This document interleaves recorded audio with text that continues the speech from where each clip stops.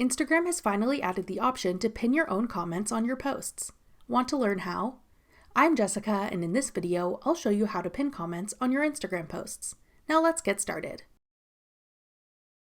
To pin a comment on Instagram, open the Instagram app and go to your post with the comment you want to pin.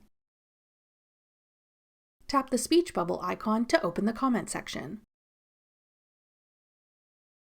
Then hold down the comment you'd like to pin to the top of the comment section. This can be a comment posted by someone else or one of your own comments.